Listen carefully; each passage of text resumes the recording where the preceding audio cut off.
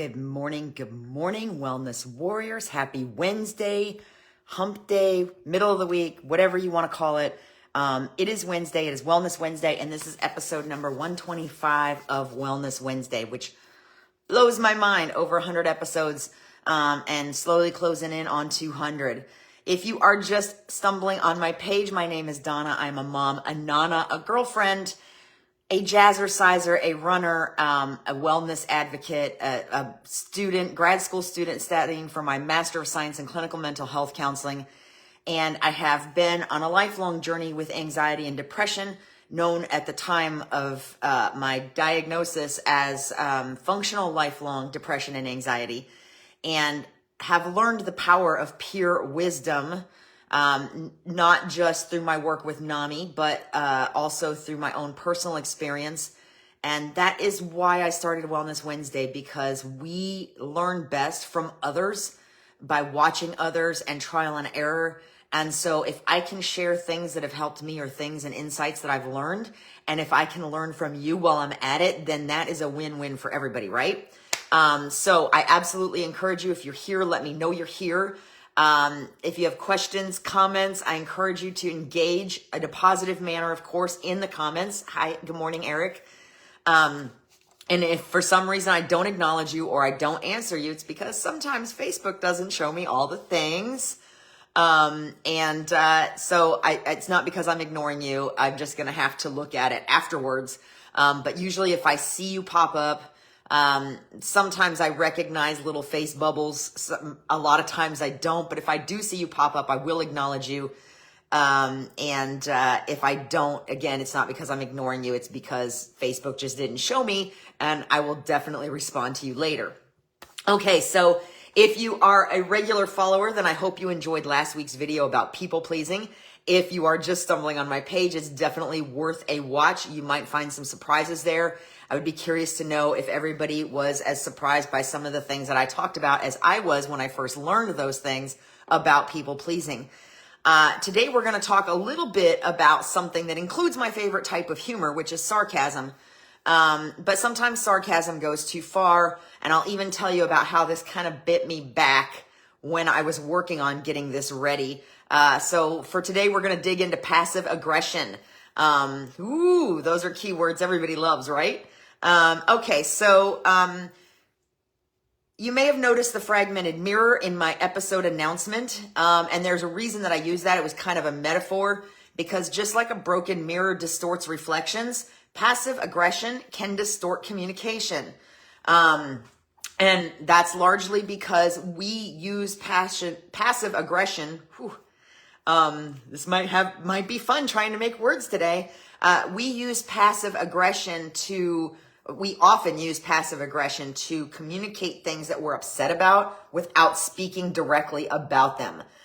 So in a way, we're trying to avoid confrontation, but we're using a method that often can do as much, if not more, damage. So who loves sarcasm? I love sarcasm. I can't remember a time where I didn't love sarcasm, even when I was a kid and I was trying to get a handle on it and learn how to use it and didn't understand it. So I was always like a day late and $1 short to the game.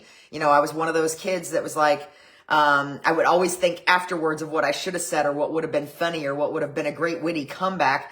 And not all of that is sarcasm, but sarcasm is definitely embedded in the fiber of my being and a lot of other people I know. So we all know that I love sarcasm, and I frequently use it here. And while like when I say Facebook doesn't always show me all the notifications, but there are some that say that sarcasm is never funny. And I would argue that because it can be very humorous when used correctly and when used for humor and not to injure others verbally. For lack of a better way to put it. I found a really cool blog whose website is not working this morning. I'm like, really? I needed these examples. Simple examples were, because sometimes I just need that help. Sometimes I'm just not snappy enough to come up with examples right off the top of my head. I'm one of those where you have to kind of push the buttons in the right sequence in my brain for stuff to pop out. But examples are like when you're sitting in traffic and you're texting a friend and you're like, I just love when I'm sitting in traffic and I'm going to be 20 minutes late to work. those are ways that sarcasm can be used where it's really not damaging.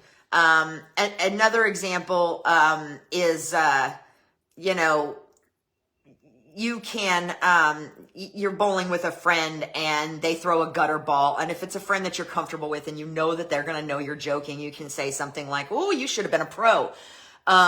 Those are the kinds of sarcasm that are funny. Because while some people say it's never funny, I disagree. It can be humorous, and when it's used correctly. I've been living it my whole life.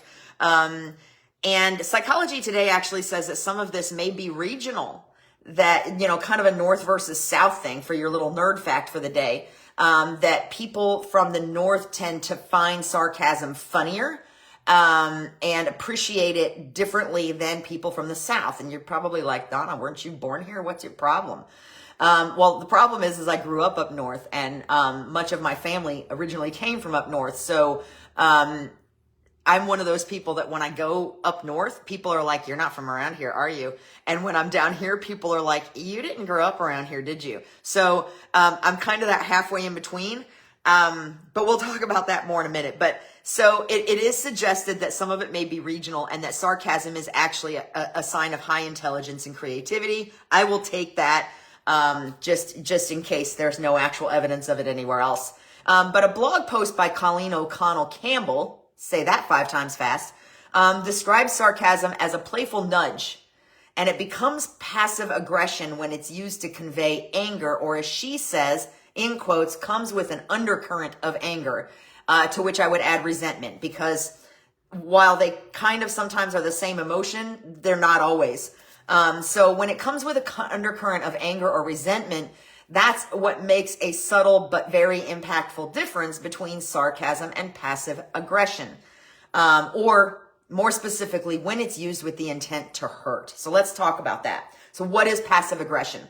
It can be defined as, if you're going to define it, it can be defined as indirect resistance, subtle digs, or using sarcasm to mask true feelings.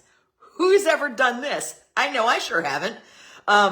So again, a funny example is if you're bowling with a friend, they know your sense of humor, and they throw a gutter ball and you're like, "Wow, you should have been a pro." Or it could even be a little self-deprecating in terms of, I throw a gutter ball and I'm like, "Wow, I should have been a pro." You get the idea. That's kind of funny. If the people in your environment understand your type of humor, then there's no harm done there whatsoever. You could also use it as praise. You know, you're with a friend who says, "I can't bowl, I suck at this." They throw 3 strikes in a row and you're like, "Oh yeah, you really suck at this."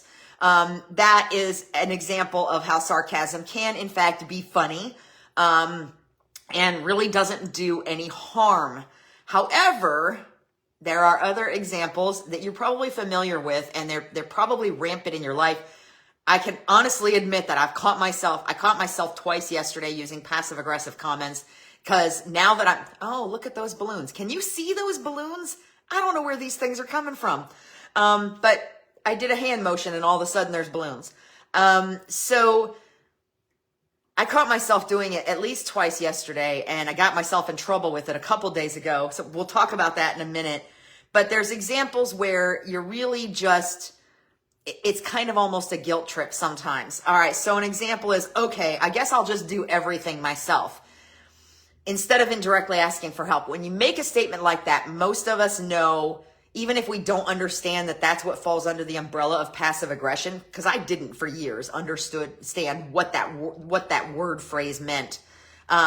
You're just, when somebody says that, okay, I'll just do everything myself, chances are you're either rolling your eyes at them, or you're instantly feeling guilty because you feel like you should be helping them more, or something of that nature. And that is where passive aggression can be a little bit damaging, because instead of just saying, "Hey, I need help with this, can you give me a hand?" You're like, "I'll just do everything myself." And it's usually like a muttering that's just loud enough for everybody else to hear, right? And this is something I was guilty of a lot in my earlier life before I started to change my mindset. I had a friend. That friend was always doing things. That friend was smart. They set themselves up financially. I was not as smart. I was always like at the end of my paycheck. Always, like even the day I got it. But this friend was smart, and they were doing a lot of things. And they would sometimes ask me, but not always, because I would frequently say no. But another thing that I frequently did, and I know you know somebody like this, you may even be this person, and I would be, oh, it must be nice. Oh, it must be nice. And I didn't understand that at the time. And I'm actually surprised this person is still a friend when I look back on some of my mentality. But a lot of times that is more of a guilt trip, and it conveys something about you, that you are envious, basically. And that was the case with me. I was envious of this person's ability to do it, and mad at myself for not setting myself up in a manner where I could. But I was essentially taking it out on that person, if that makes sense to you. Or another one that I'm pretty sure a lot of us are guilty of, is in an email, per my last email. That's basically our way of saying, hey, you idiot, you didn't pay attention to what I sent before. Go back and reread it because I don't want to tell you again. So these are ways of using sarcasm that become passive aggression instead of funny, lighthearted nudges, playful nudges like Colleen Campbell suggested.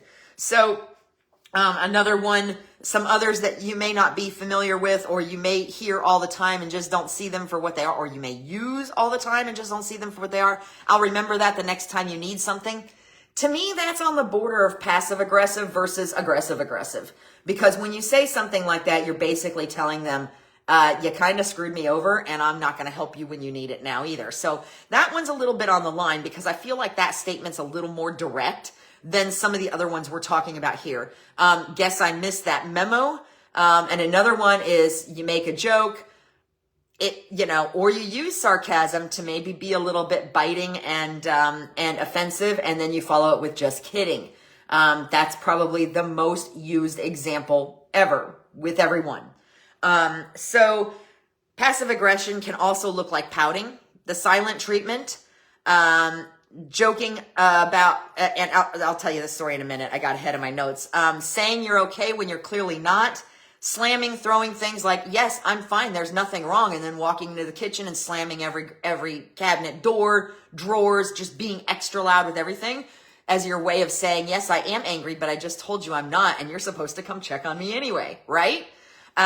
So these are all things that fall into that passive aggressive category that can actually cause a lot more tension and misunderstanding than just being direct. So recently a friend said something jokingly about me not being in the loop on something. And at the time it didn't really bother me, but it was one of those things that kind of, your brain just kind of reprocesses stuff. And the humorous part of this is I was already starting to work on this topic for this week, because I've been toying with it for a while. So basically what happened is a friend said something jokingly about me not being in the loop on something. And I'm cleaning it up a little just, because the details don't matter, about me not being in the loop on something. And it didn't bother me right away, but it started to creep up on me, and it started to really bother me. And so the next time we had a conversation, I managed to work in. Now, meanwhile, I'm sitting here learning how to tell you how not to be passive aggressive. And here we are on the phone, and I'm like, not that I would know because I'm not really in the loop or anything. Y'all, that is about as passive aggressive as it gets.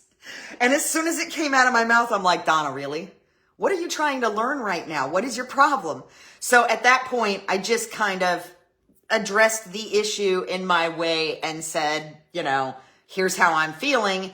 And the air was cleared. But a lot of times what this does is it's done out of a fear of confrontation. We don't want to say how we really feel. We want someone else to figure it out, come to us so that we don't have to be the bad guy. It's also a lot of times learned behavior. It can come from family dynamics, workplace culture, so on and so forth, etc. In my family, we wear the sarcasm badge like a badge of honor. When you get to a point where you can deliver witty, biting, sarcastic comments back without even thinking about it, you have arrived. And most of the time, the sarcasm that I use is funny, and it's not directed at anybody to hurt them or injure them. And it morphs depending on who I'm with and how well they understand my humor. A lot of times my sarcasm is directed at things especially inanimate objects, because there's a lot of that going on around here. But mine is based on family dynamics, and I see it in my grandson, and I have to caution my daughter sometimes. I'd be like, okay, so he's really got a handle on this sarcasm thing, but not maybe in the most positive way, because he sees us go back and forth, and he sees her and her husband go back and forth in a sarcastic, playful way, but he's not quite where he understands that playful nuance, so he's mimicking, and sometimes it's not good, and sometimes not very respectful. So I'm like, you really got to be careful and make sure he understands that you're playing and that you're not actually trying to hurt each other, and that's just a fine line with kids that age. So like I said, family dynamics, workplace culture. There are some workplaces that people would just never survive if they weren't constantly sarcastic with each other. But unfortunately, there is that fine line where it goes from playful nudge to passive aggressive, and people use it to get their feelings out without actually dealing directly with their feelings. And it often comes from, a lot of the times that we use it, it's out of the belief that directness is rude or aggressive. When, like I said, often, as you can see, especially for people that use passive aggression as like a guilt trip type thing, like you hurt me and you should fix it, without actually saying, I feel hurt and I would like to fix it. Notice how I used an I statement there. We've talked about those before. Then it's actually a lot less rude or aggressive to just come out and say what you have to say if you can say it gently, rather than dropping these little brick hints everywhere until somebody else figures it out. Because here's the deal, and again, the reason for the fragmented mirror in my graphic, it prevents authentic connection. When you are using passive aggression to convey your feelings, it prevents authentic connections, because when your communication is fragmented, the other person can't see the whole picture. So it creates a lot of misunderstandings and tensions. So you drop this hint and you feel like this person should have picked up on it. You dropped this passive aggressive hint. It's fine. I'll just do everything myself. And you think the other person should have picked up on it. So you're already feeling resentful. You're already feeling hurt. You're already feeling angry. The other person doesn't pick up on the hint because they're oblivious, or they just don't think that way. And then, so they don't do what you were trying to accomplish, what you were essentially trying to manipulate them into. And then you get more hurt and resentful, and these reactions start to, it's like nerve endings that start to fire off in the wrong places, for lack of a better way to put it. So it does damage communication. Like I said, I don't know how else to explain it. So how do we break the cycle? How do we break the cycle of passive aggressiveness? That could be difficult, especially if it's been part of your whole family dynamic, workplace culture for years, whatever. So what we have to start with is recognizing that we're being passive aggressive. And like I said, I could call myself out on 2 different incidents yesterday. It's something to do with this. Did you guys see those balloons? I swear, I'm not imagining things. They're on my end. I don't know if they're on yours. I wish somebody would tell me if they see them. What? I can see them. Okay, Eric can see them. Woo! Yay, I thought I was starting to lose my mind. Okay, so apparently when I do this, but not all the time, the balloons pop up. We'll figure it out later. All right, so we need to recognize when we're being passive aggressive. And for me, I really didn't think I did it as much as I do until I started working on this topic, and then I started catching myself doing it a lot more than I thought I was. Not a big surprise. Again, kind of, I have people, loved ones close to me, people I know that I've often referred to as, thank you, Michelle, that I often refer to as guilt trip queens or guilt trip kings, because that's a lot of times where passive aggressiveness shows up. Passive aggression, not really sure what the right way to say it is there. It becomes a habit. It becomes part of our character, where that's just the way we operate until somebody tells us there's something wrong with it. So even though I kind of knew something was wrong with it, and mine might be a little more curbed because of that, really didn't see how much I was doing it until I started working on this. So we need to recognize when we're being passive aggressive. And the best way to do that is to ask ourselves what our real motivation behind that statement is. if just to use the one that we've been using through this whole talk, which is fine, I'll just do everything by myself. Who are we saying that to? Why are we saying it? What are we hoping to accomplish by that? When we look at those things, and it means kind of imposing that, I have referred to it before as the minimum weight rule. Sometimes it's a 4-hour minimum weight rule when somebody sends an email that makes you mad and you need to read it and walk away and stew and go do something else for a while before you answer it. Because if you invoke the minimum weight rule, you're more likely to answer it in the right way as opposed to a knee-jerk response. So same idea here. Sometimes that minimum weight rule has to be like 2 minutes. Just what's our real motivation for doing this? What are we trying to accomplish? If we're trying to accomplish making somebody feel guilty enough to help us with something, then we're being passive aggressive, and we should just simply say, hey, I really could use some help with this. Can you help me?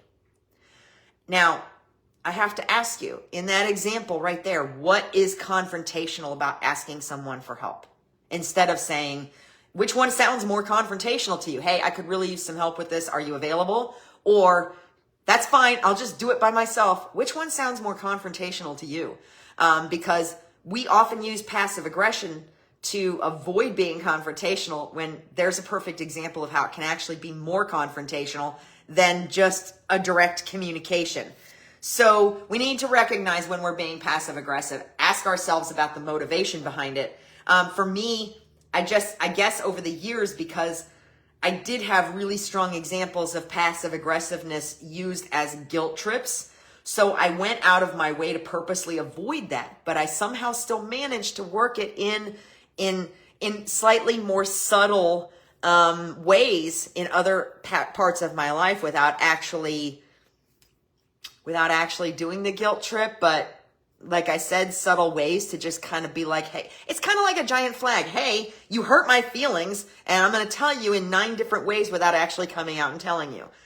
So it's like I said, a lot of times it's ingrained in our fiber, so we really have to be mindful of it. Now that you know about it, it's going to be like the red car phenomenon. If I would ask you before I started how many red cars you saw this morning, you wouldn't have even thought about it. I've talked about this before too, but now you're going to see every red car because I mentioned it. You're going to see every red car on the road today, and you're going to be like, hey, Donna, thanks a lot. I saw 17 red cars today. That is sarcasm.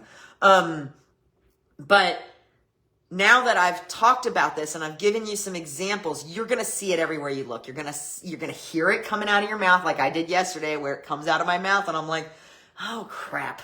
That's passive aggressiveness. That's not sarcasm. And it's going to happen a lot in the next couple of days because I put it on your radar, and I'm sorry for that, but not really, because we do need to question what our real motivation is and what we're trying to accomplish. Another way to break the cycle is to, once we've done that, practice direct but kind communication and replace hints with clear statements. Again, the most contrasting example, and I didn't even realize how well it contrasted when I used it, is fine, I'll just do everything by myself versus, hey, I really need some help. Could you help me with this? That's not a hint. That's a direct, kind, clear statement that's not confrontational. When you say, I could really use some help. Can you help me with this? Whereas, fine, I'll just do everything myself. Sure, give me some more. I don't have enough on my plate right now. Those kinds of things are actually a little more aggressive than we think they are and are more likely to cause confrontation than the previous statement. So practice direct but kind communication and replace hints with clear statements instead of, yeah, I'm fine. No, that's okay. I didn't want dinner anyway. Find a way to say how you feel directly. Listen, I really wanted to go. Can you wait 5 minutes? Maybe without that tone that I just had in there, because that was a little questionable.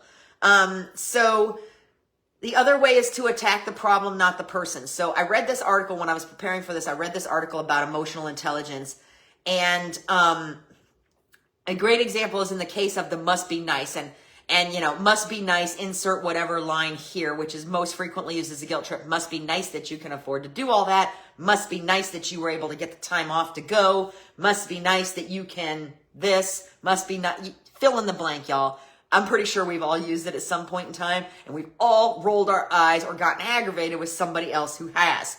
So in the example of must be nice, as I said, I was envious of the friends that the things that my friends could do that I didn't feel like I could do. And the problem was me and my mindset about it and how I viewed my own life, but I was taking it out on her with my must be nice comments. I was deflecting it. And ultimately maybe unintentionally trying to make her feel guilty for being able to do those things when I couldn't. And that's probably why she got aggravated me. And we probably went a little while without talking much, or she stopped telling me about things that were going on in her life because of the way that I responded. And that's how you damage friendships and relationships, with passive aggressiveness. So fortunately, I learned about that one a long time ago. And if I do use the term must be nice, it's usually joking about something that somebody just mentioned, where they were also being sarcastic, and it's not intended to be passive aggressive. It's truly intended to be funny. So those are the 3 ways that we can start to break this cycle. Number 1, recognizing when we're being passive aggressive and questioning what our real motivation is behind it, what we're trying to accomplish behind that statement. Practice direct but kind communication and replace those hints or those bricks we drop with clear statements. And then attack the problem, not the person, which is a sign of emotional intelligence when you can recognize what the problem is, even if the problem is the way you're looking at something, instead of just automatically deflecting it to someone else. So I would challenge you this week to think about what maybe is the most passive aggressive thing someone has said to you or that you've said to someone. Or start looking at where you see this happening in your own life. And again, sorry, not sorry. If you start seeing it everywhere today, it's going to be because I put it on your radar like the red car. And just if you do see it, come back. Drop a comment, let me know, hey, I didn't see any of this today, didn't hear any of this, or hey, oh my gosh, like every other word out of my mouth, every other word out of my coworker's mouth, let me know what you saw today. And if you saw 17 red cars, let me know that too. But think about what the most passive aggressive thing someone has said to you or that you've said to someone else is, make a little note about it. Or where you might be seeing this happen in your own life. Journaling is great for this. If you have a little journal, you can kind of write it down and then just start. It's like a little writing prompt, and then you can start thinking about things, and you'd be surprised what word association will naturally do, and you might actually identify the problem. So with that said, I'm going to wrap this up a little bit because I can't believe we've been talking about sarcasm and passive aggressiveness for 30 minutes already, and I know your time is indeed valuable. So remember these 3 things about what we talked about today. Confrontation is not always bad. Addressing things openly can strengthen relationships instead of damaging them if it's done in a non-confrontational manner. If it's done in a non-confrontational manner, so that you are stating how you feel without necessarily accusing the other person and with a gentle tone. We've talked about tone before too, but confrontation isn't always bad. In fact, sometimes the things that we do to avoid confrontation are worse and are more likely to cause tension and misunderstanding. Not everything needs a response. If you're not sure if you're catching yourself and you're like, maybe I shouldn't say that, then that means that you should go ahead and impose that minimum weight rule. If you're questioning what's starting to come out of your mouth, you should probably stop, give it some thought, think about it for a little bit. Not everything needs a response. And if someone's telling you especially if someone's telling you about something great that's happening in their world and you're feeling envious, I'm really struggling with words today, y'all. And you're feeling envious and you're about to say something like it must be nice, then maybe just put that minimum weight rule on there and just listen to them, because maybe you don't need to respond with anything else other than, that's really cool, I'm really happy for you. So remember, not everything needs a response. And if you're not sure, minimum weight rule. Whatever that looks like, 30 seconds, 2 minutes, 2 days. Sometimes I have to put a minimum weight rule on myself for like a week. And finally, a clear reflection, like a fragmented mirror. If you want clarity, you have to be a direct. If you have a fragmented mirror in front of you, you're not going to get a clear reflection of yourself. And when you are using passive aggression to distort communication, you're also not being clear, and that can damage how other people perceive what's being said, how they react. It can just start a snowball effect that nobody really wants or needs, right? And also remember that sarcasm can truly be funny and a sign of intelligence and clarity when it's used in the right way and not when it's used to hurt someone or make them feel less than. So I hope you found this helpful. Let me know if you see the passive aggressiveness going on in your world today. If you have other topics you'd like me to cover, please feel free to send me a message, drop a comment. Remember, I try to stay away from politics and negativity because when we're talking about wellness, there's enough general negativity that comes in with some of the subject matter anyway. And politics is just politics. So I hope you all found this helpful. If you did, please share. Remember those things today. And again, my challenge, like I said, drop a comment or send a message if you start seeing these things, or if you think of something and you're like, oh my gosh, this is like the most passive aggressive thing I've ever said. I just thought of it. I need to tell Donna. Please send me a message, drop a comment, whatever works for you. In the meantime, I hope you all have a fabulous week. I will drop a link to last week's video in the comments and toying with a few different things for next week. So you'll know as soon as I do. I hope you have a wonderful week, and most of all, be well. Bye.